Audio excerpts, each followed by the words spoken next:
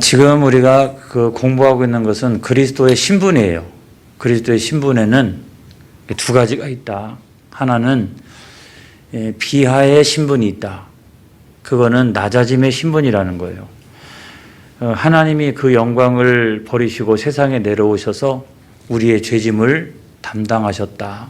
그게 이제 낮아지심이라고 하는 거죠. 그 낮아지시기 위해서는 네 가지 단계가 있는데, 첫째는 무엇일까요? 하나님이 인간의 몸을 입으셔야 되는 거죠. 그렇죠? 두 번째로는 인간으로 오셨는데 죄가 없으셔야 합니다. 그러니까 율법의 모든 것을 다 지키셨다. 그리고 세 번째로는 우리 죄를 대신하여 죽으셔야 합니다. 그런 순환을 받으셔야 했고, 또 맨 마지막에는 죽어서 장사돼서 장례가 치러지고 또 지옥의 고통을 예수님께서 맛보셨다. 이거죠.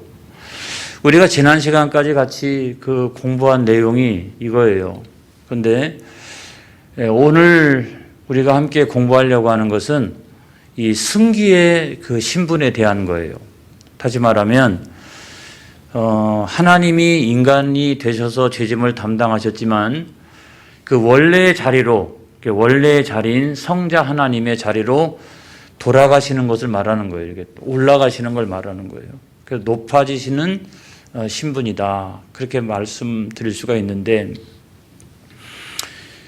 여기에도 그냥 몇 가지 단계가 있겠죠. 그렇죠? 어떻게 해야 되죠? 지금은 무덤 속에 들어가 계신데, 그렇죠? 어떻게 해야 될까요? 첫 번째 단계는 뭐냐면 부활을 해야 되겠죠. 부활.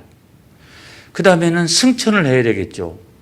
그리고 하나님 보좌 우편에서 천하 만국을 통치하셔야 되고, 그리고 맨 마지막에는 우리의 구원의 완성을 위해서 재림하셔야 된다. 이것이 이제 네 가지 단계인데, 그러니까 내려오실 때도 네 가지 단계가 있고 올라가실 때도 네 가지 단계가 있는데, 올라가실 때 네 가지 단계 가운데 첫 번째가 부활이라는 거죠. 부활. 그러니까 시신이 되어서 썩어서 없어지거나 또는 뼈만 남거나 그렇게 하면 안 된다라고 하는 얘기예요. 인도의 스탠리 존스라고 하는 선교사가 있습니다. 이 선교사가 어느 날 노방전도 나가가지고 이렇게 열심히 복음을 전하고 있는데, 인도에는 저 북부 쪽으로 올라가 보면 이슬람 교도들이 굉장히 많이 있습니다. 그래서 이슬람 교도 가운데 한 사람이 이렇게 이야기하는 거예요. 우리는 당신들보다 한 가지를 더 가지고 있습니다. 우리의 성지인 메디나에 가서 보면 마호메트의 시신이 담겨져 있는 관을 볼 수가 있습니다. 하지만은 당신네 성지라고 이야기하는 예루살렘에 가보면 빈 무덤 외에는 아무것도 없지 않습니까? 그렇게 이야기했어요. 이 스탠리 선교사가 뭐라고 얘기했냐면, 고맙다고, 그 말이 맞다고, 하지만 예수님은 부활하셨습니다. 그래서 빈 무덤이 된 것입니다. 이것이 당신네와 우리 사이의 결정적인 차이입니다. 그렇게 이야기를 했어요. 할렐루야. 여러분, 이것이 핵심적인 진리의 차이인 거예요. 세상의 종교의 창시자들은 다 누구든지 죽습니다. 죽어가지고 시신이 부패돼서 썩고 나중에는 이제 뼈조각으로 남아있는 거죠. 무덤을 아무리 화려하게 하고 아름답게 하고 크게 해도 무슨 소용이 있을까요? 그런데 예수님은 어때요? 예수님은 부활하셔서 그 무덤이 빈 무덤이 되었다는 거예요. 무덤이 뭐 작거나 크거나 화려하거나 아름답거나 그게 무슨 상관이 있어요? 여러분, 둘 중에 무엇이 더 좋을까요? 자, 하나는 무덤이 엄청 커요. 아름다워요. 그런데 그 안에 들어가가지고 시신이 되어서 점점 썩어가고 나중에는 뼈 조각만 되어가지고 백화 현상이 일어나고 있다. 이거하고, 무덤은 형편없어요. 형편없는데 그 안에서 부활 영생하게 되었다. 여러분, 뭐가 좋아요? 비교 불가죠.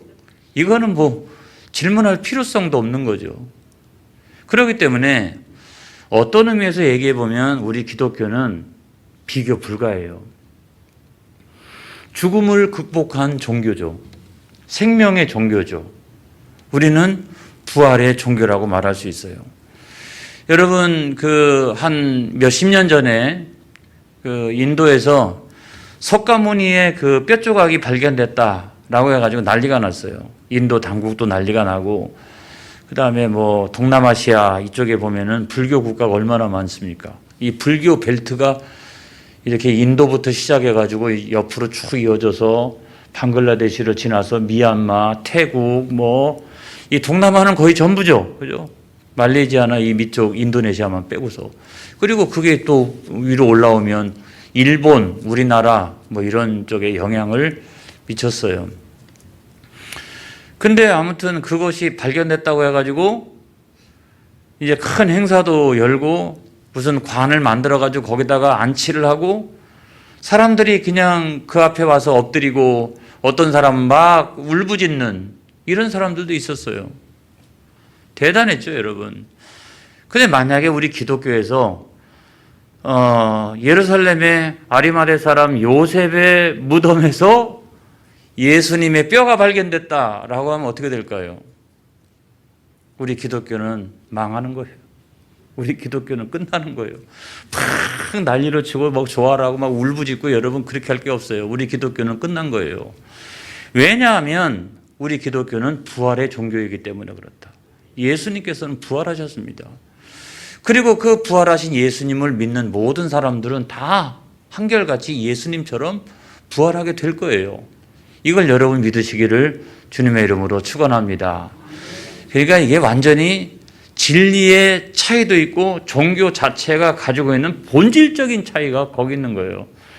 여러분 우리가 신앙생활 하는데 신앙생활의 목적이 나중에 죽어가지고 무덤 크게 만들어 놓고 그 안에 들어가가지고 잘 썩고 그 다음에 잘 나중에 뼈만 이렇게 잘 보존됐으면 좋겠다. 이게 내 신앙생활의 목적이다. 이런 사람이 어디 있어요?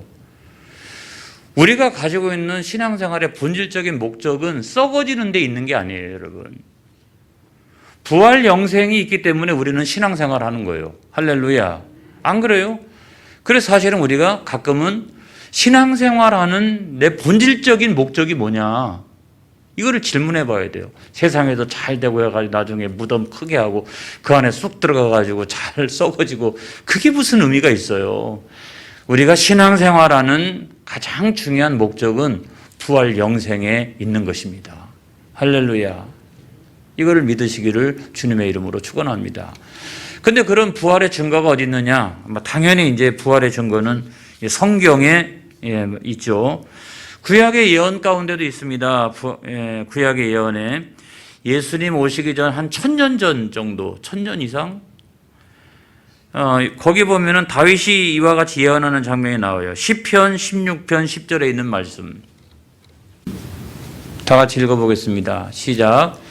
이는 주께서 내 영혼을 수월에 버리지 아니하시며 주의 거룩한 자를 멸망시키지 않으실 것임이니이다. 여기서 저 밑에 있는 멸망시키지 않으실 것이다 라고 하는 말이 뭐냐면 썩어지도록 내버려 두지 않으신다라고 하는 말이에요. 할렐루야. 또 예수님께서 직접 하셨던 말씀들도 있죠. 마태복음 16장 21절을 보겠습니다. 다 같이 시작. 이때로부터 예수 그리스도께서 자기가 예루살렘에 올라가 장로들과 대제사장들과 서기관들에게 많은 고난을 받고 죽임을 당하고 제3일에 살아나야 할 것을 제자들에게 비로소 나타내시니. 그러니까 예수님께서 분명하게 말씀하시고 당신의 일을 예언하신 거죠. 그 다음에 마태복음 20장 19절에 있는 말씀을 보겠습니다. 시작. 이방인들에게 넘겨주어 그를 조롱하며 채찍질하며 십자가에 못 박게 할 것이나 제3일에 살아나리라. 이것도 예수님께서 직접 하셨던 말씀이죠. 뿐만 아니라 또 나중에 사도들이 어떻게 그 증언하고 있느냐. 사도들이 복음서라든지 또는 자기들이 썼던 서신서라든지 이런 데서 빼놓지 않고 반드시 이야기하는 것이 바로 이 부활에 대한 거예요. 반드시 부활에 대한 거예요. 자, 요한복음 20장 19절에 있는 말씀 보겠습니다. 사도 요한이 뭐라고 그랬나? 어떻게 증거하고 있나? 다 같이 시작. 이날 곧 안식 후 첫날 저녁 때에 제자들이 유대인들을 두려워하여 모인 곳에 문들을 닫았더니 예수께서 오사 가운데 서서 이르시되 너희에게 평강이 있을지어다. 이 사도 요한이 그렇게 증언하고 있는 거잖아요. 그 다음에 고린도전서 15장 6절에 있는 말씀 보겠습니다. 고린도전서 15장 6절 다 같이 시작.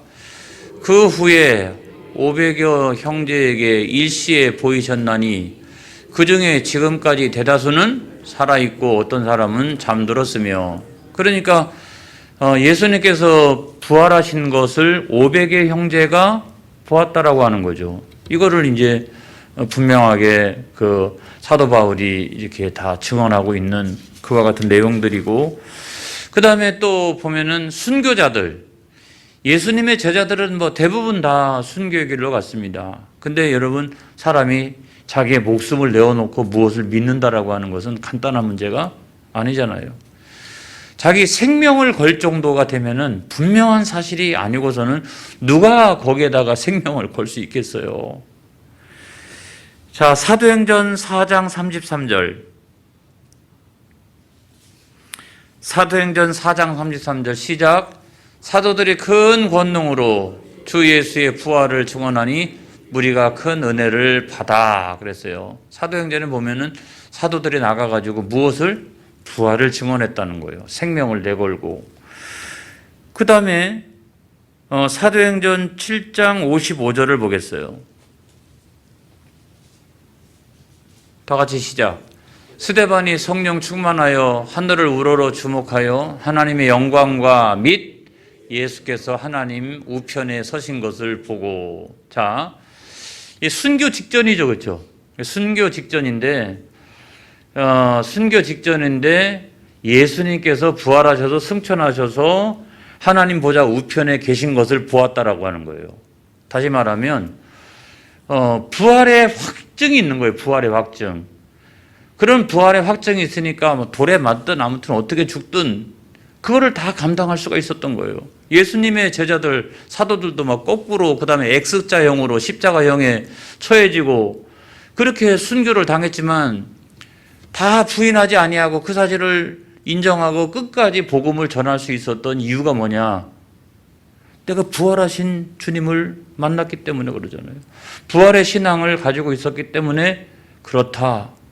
여러분, 그렇게 우리가 이야기할 수 있어요. 그런 확신 없이 다 순교자의 반열에 이를 수는 없다는 거죠. 그러니까 이들을 통해서도 우리가 알 수가 있는 거고요. 자, 그 다음에 우리가 그 굉장히 중요한 것 가운데 하나가 뭐냐면, 부활하면 어떤 몸의 상태가 되느냐, 이거를 우리가 공부하면 의미가 있겠죠. 그렇죠? 부활의 몸은 어떤 몸이냐. 제가 지난 주일날 나사로 이야기하면서 나사로는 엄격하게 이야기하면 부활한 것은 아니다. 부활체를 입은 것은 아니다. 사람이요, 이게 죽었다가 가사 상태에 있다가 회생하는 경우도 있죠. 있어요. 가끔 보면은 의학적으로는 지금 사망 딱 했는데 조금 있다가 이렇게 깨어나는 경우도 있다고요. 있어요. 이런 것을 우리가 부활이라고 얘기하진 않는다. 부활이라고 하는 것은 부활체를 입는 것이다 이 말이에요. 그렇기 때문에 똑같은 의미에서 그 부활과 회생을 같이 이렇게 생각하면 안 된다라고 하는 것을 먼저 말씀을 드려요. 부활 이전의 몸과 부활 이후의 몸은 어떻게 달라지느냐, 이거를 제가 지금부터 말씀을 드릴 터인데 성경적인 근거를 가지고 제가 말씀을 드리려고 그래요. 일단 부활 이전의 몸과 부활 이후의 몸에서 같은 것은 몸을 지녔다는 거예요. 몸을 지녔다. 몸을 가지고 있다. 이런 말이에요. 자, 누가복음 24장 39절에 있는 말씀. 다 같이 시작. 내 손과 발을 보고 나인 줄 알라. 또 나를 만져보라. 영은 살과 뼈가 없으되 너희 보는 바와 같이 나는 있느니라. 제자들에게 이제 나타나셨는데 예수님은 몸을 가지고 있어요. 몸을. 똑같이 영은 없지만 몸은 살과 뼈가 있다는 거예요. 그 다음에 누가복음 24장 41절로부터 43절에 있는 말씀을 한번 보겠어요.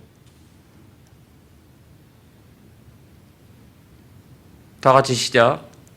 그들이 너무 기쁨으로 아직도 믿지 못하고 놀랍게 여길 때에 이르시되 여기 무슨 먹을 것이 있느냐 하시니 이에 구운 생선 한 토막을 드리니 받으사 그 앞에서 잡수시더라. 자, 그러니까 부활 이전의 몸과 부활 이후의 몸은 똑같이 몸을 지니고 있고 다 먹고 마시고 그렇게 한다. 이렇게 생각하면 되는데 다른 점이 있다는 거예요. 다른 점이 있다. 근데 그게 뭐가 다르냐? 먼저 한 가지를 말씀드리면 부활 이후의 몸은 부활체를 입으면 부활 이후의 몸은 시공간을 초월하게 된다. 이게 달라요. 몸인데 먹고 마시는데 시공간을 초월하게 된다. 이게 달라요, 여러분. 요한복음 20장 19절에 있는 말씀을 보겠습니다. 다 같이 시작. 이날 곧 안식 후 첫날 저녁 때에 제자들이 유대인들을 두려워하여 모인 곳에 문들을 닫았더니 예수께서 오사 가운데 서서 이르시되 너희에게 평강이 있을지어다. 자, 이걸 보면 제자들이 두려워해가지고 문을 다 꽁꽁 잠그고 있고 문을 열어주지도 않았는데 그냥 벽을 통과해서 문을 통과해가지고 예수님께서 나타나셔서 평강이 있을지어다 라고 말씀하셨다면 부활 이후의 몸은 시공간을 초월한다는 거예요. 시간도 초월해요. 갈릴리에서 만나자. 여기서부터 시작해가지고 갈릴리까지 가는 시간적인 거리가 있을 거 아니겠어요. 이 시간이 있을 거 아니에요. 근데 꼭 그 시간에 맞춰가지고 한 3시간 걸린다, 5시간 걸린다 이게 없어요. 그냥 거기서 나타나시는 거예요. 그러니까 시공간을 초월하게 된다. 그 다음에 중요한 것이 있는데 그러면 좋겠다. 이것보다 훨씬 더 중요한 것은 뭐냐면 부활 이후의 몸, 그 몸은 신령한 몸이라고 우리가 얘기합니다. 보통 신령한 몸인데 신령한 몸은 입어야 하나님 나라에 들어갈 수 있습니다. 자, 부활 이전의 몸을 가지고서는 하나님 나라에 못 들어가요. 그런데 신령한 몸을 입어야 그 몸을 가지고 하나님 나라에 들어갈 수가 있다는 거예요. 할렐루야. 그래서 여러분 우리는 육신의 몸에다가 생명을 내걸 것이 아니라 이 신령한 몸에다가 생명을 걸어야 되는 거예요. 여러분 성경에 있어요. 자, 고린도전서 15장 50절에 있는 말씀 보겠습니다. 고린도전서 15장 50절 다 같이 시작. 형제들아 내가 이것을 말하노니 혈과 육은 하나님 나라를 이어받을 수 없고 또한 썩는 것은 썩지 아니하는 것을 위협으로 받지 못하느니라. 분명히 성경에 말씀하고 있죠. 이 썩어질 육신의 몸을 가지고는 하나님의 나라를 이어받을 수 없어요. 하나님의 나라는 썩지 않는 나라이기 때문에 거기에 들어갈 수 없다 이런 말이에요. 그 다음에 마가복음 16장 19절에 있는 말씀을 보겠습니다. 시작. 주 예수께서 말씀을 마치신 후에 하늘로 올려지사 하나님 우편에 앉으시더라. 신령한 몸을 입고 계신 예수님은 부활 이후에 어떻게 해요? 하나님 우편에 앉아 계시더라. 하늘로 올라가시고 그 우편에 앉아 계시더라. 할렐루야. 그래서 우리가 신령한 몸을 입지 않고서는 하나님 나라에 못 들어간다. 절대로 못 들어간다. 하는 것을 우리가 알아야 되는 것입니다. 이러기 때문에 사도들이 전한 그 복음의 가장 중요한 핵심은 두 가지였어요. 두 가지. 하나는 뭐죠? 예수님의 십자가의 죽으심. 내 죄를 대신하여, 당신의 죄를 대신하여 예수님께서 십자가에서 죽으셨다. 이 사실을 믿어야 죄사함 받고 의롭다함을 얻고 하나님의 자녀가 되잖아요. 그런데 또 다른 하나 복음의 핵심적인 것은 뭐냐면 부활이었어요. 부활. 자, 죄사함 받은 거 좋아. 내가 하나님 자녀가 된 거 좋아. 다 좋아. 문제는 그렇게 내가 예수를 믿으면 어떻게 되느냐. 자, 죄사함 받았어요. 하나님 자녀 됐어요. 이 세상에서 얼마든지 그렇게 되어질 수 있겠구나라고 생각을 하는데 문제는 뭡니까? 부활 사건은 우리가 장차 어떻게 될 것인가라고 하는 것을 우리들에게 보여주고 있는 거예요. 그래서 사도들은 나가서 열심히 부활의 복음을 증거했어요. 우리는 여기서 그냥 죽는 게 아니다. 우리는 죽는 게 아니다. 우리는 예수 믿으면 생명의 부활로, 예수 안 믿으면 심판의 부활로 나가게 되어 있다. 그러므로 우리가 이 땅에 있을 동안에 반드시 예수 믿어야 된다. 그리고 예수 믿으면 어떻게 된다? 그것이 바로 부활이라고 하는 거예요. 부활 영생과 천국이라고 하는 거예요. 두 번째로 제가 말씀을 드려요. 신앙생활하는 목적이 뭐냐? 물론요, 신앙이 있는 사람과 신앙이 없는 사람은 삶의 태도가 다르겠죠. 그런데 우리가 내가 바르게 살기 위해서 신앙생활하는 건 아니에요. 그거는 아울러 함께 이루어지는 열매들이지, 내가 이렇게 그런 인격으로 달라지고 그 다음에 그런 열매들을 맺어가는 것이지, 내가 신앙생활하는 목적이 바르게 살기 위함이라고 하면 열심히 윤리와 도덕을 배우고 그걸 잘 실천하고 또 철학을 잘 열심히 공부하고 그러면 돼요. 도 닦고. 그죠? 그러면 되는 거예요. 근데 신앙생활하는 목적이 어디 있느냐? 물론 바르게 사는 것도 있지만 더 중요한 것은 뭐냐면 내가 부활과 영생에 참여하기 위하여. 할렐루야. 그것 때문에 열심히 여러분 우리가 신앙생활하는 거예요. 저는 이 신앙생활의 본질을 잊어버리지 않기를 주님의 이름으로 축원합니다. 항상 우리는 신앙생활하고 의미 있는 일들을 세상에서 많이 우리가 해야 되지만 신앙생활의 가장 본질적인 목적이 거기에 있는 것이 아니라 부활과 영생과 천국에 있다는 사실을 믿으시기 바랍니다. 얼마 전에 제가 어느 교회에 이제 가가지고 이렇게 축사를 하는데 그날은 뭐냐면 장로 임직, 권사 임직, 명예권사 추대, 원로권사 추대 이런 날이었어요. 그래서 근데 제가 축사를 맡았어요. 그래서 뭘 가지고 내가 축하를 할까? 뭘 가지고 내가 축하를 할까? 이게 무슨 세상의 승진인가? 무슨 합격한 건가? 뭘 가지고 내가 축사를 할까? 그렇게 하다가 기회와 선택이라고 하는 얘기를 했어요. 기회와 선택. 세상 사람들은 축하할 때 기회와 선택의 폭이 넓어지면 축하를 한다는 거죠. 예를 들어 보면 졸업을 했어요. 그 다음에 취직을 했어요. 취직하고 난 다음에는 승진해야죠. 승진했어요. 쭉 올라가다가 나중에는 여기 이제 관두고 내가 내 사업체를 차려야 되겠다라고 해가지고 개업을 했어요. 우리가 이런 때 어떻게 합니까? 막 축하한다고 그러죠. 이렇게 막 축하한다고. 그렇게 이야기하는 이유가 어떤 거냐면 기회와 선택의 폭이 넓어졌기 때문에 그래요. 다른 사람에 비해서. 훨씬 더 넓죠. 그렇죠? 유수한 좋은 대학을 나온 사람은 다른 사람들보다 더 기회와 선택의 폭이 더 넓어지고 어떤 자격을 얻게 되고 다 이런 거 아니겠습니까? 그런데 저는 그날 임직식에서 뭐라고 얘기했냐면 우리는 목적과 본질이 다르다. 우리는 목적과 본질이 다르기 때문에 그런 것도 우리들에게 축하해야 될 일이지만 더 축하해야 될 가장 중요한 일은 어떤 거냐면 기회와 선택의 폭이 좁아진 것을 축하합니다 그랬어요. 왜냐하면 목사 임직, 장로 임직, 권사 임직, 명예권사 추대, 그 다음에 원로건사 추대. 이제는 어떤 말이에요? 이제는 내 마음대로 살아가서는 안 된다는 말이잖아요. 세상에서는 폭이 넓어지면 넓어질수록 내 마음대로 막 이렇게 살아갈 수 있어요. 그렇지만 우리가 뭔가가 된다라고 하는 말은, 교회 안에서 된다라고 하는 말은 그런 세상적인 선택과 기회의 폭이 점점 줄어들기 시작을 하는 거죠. 이렇게 너는 다른 길로 가지 마. 이제 내 마음대로 살아가면 안 돼. 그래서 목사 임직할 때 막 이렇게 눈물 흘리고 하는 이유가 어디 있어요? 제가 이번에도 막 안수를 가지고 하는데, 야, 그때는 우리가 임직식 할 때는 다 눈물을 흘려요. 그렇죠?